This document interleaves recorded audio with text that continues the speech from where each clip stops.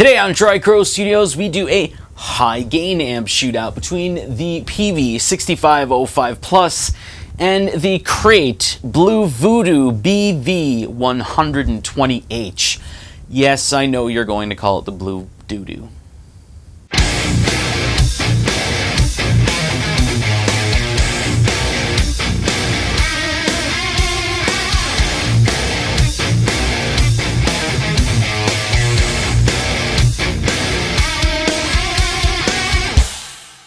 Today on Tricrow Studios, we do a high gain amp shootout between the Peavey 6505 Plus and the Crate BV120H, the Blue Voodoo, which some idiot's going to call it the Blue Doo-Doo and think no one else has heard that before. So I would like to reiterate that this is a high gain amp shootout. So you're not going to hear any cleans, you're not going to hear any mild breakups or any, like polka music. I'm sorry, Weird Al. This is just high gain geared towards metal. The 6505 Plus is not boosted, however, the Crate Blue Voodoo is boosted with an Ibanez TS9. But I do have two sound samples for you today, the first of which is in drop C. That's a more kind of somewhat balanced EQ setting, and the second of which is in drop B, and that is a more scoop type setting.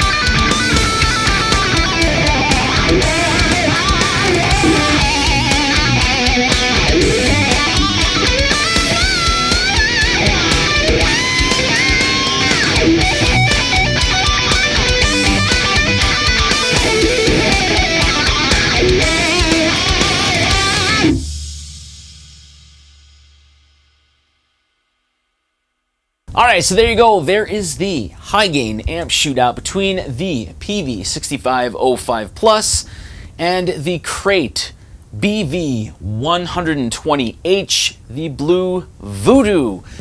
People are going to ask, maybe, what version of the 6505 Plus do I have here? It's a US made version, so they're now made in China, or they were made in China before they changed the name to the 6505 II.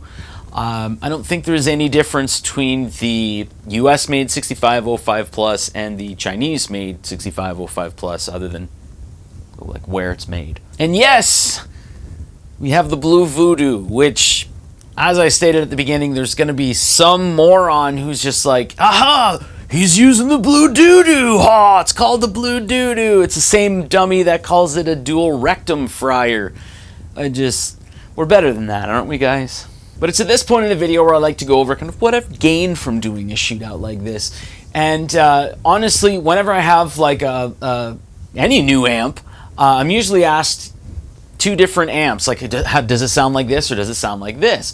And it's usually a Mesa Boogie dual rectifier. No, we don't call it a dual rectum fryer because we're not 5 years old.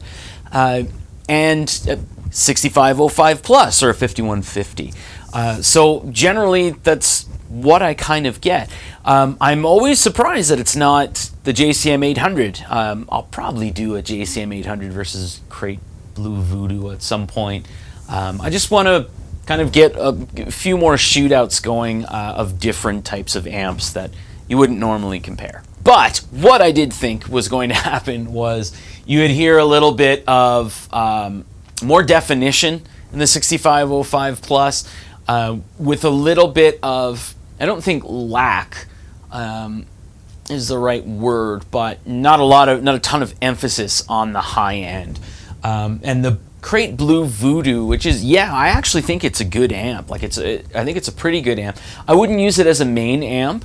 I have too many amps to choose from to kind of do that. However, you really have to be careful with your EQ settings with the Crate Blue Voodoo.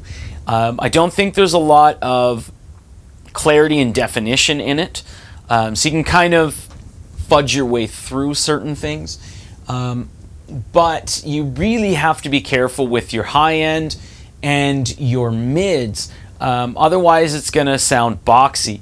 This is one amp where I just hesitate putting the high anywhere past like 11:30. Normally, you would have your high end like between noon and 2, or maybe 2:30. But this one here, 11:30 is that sweet spot. You don't want to bring it past it. Also, the mids, it's just one of those things that if you're bringing that past 1 o'clock, 1:30, that's going to start to sound boxy as well. Your volume on the Crate Blue Voodoo, this is not a bedroom level amp. I would not recommend it if you're looking for a consistent sound. This is just one of those amps that you really need to bring the volume up. A 120 watt amp, and the volume is at about 3:30 or 4 o'clock. So it is not dimed, but it is very high up there. And without that and a boost, it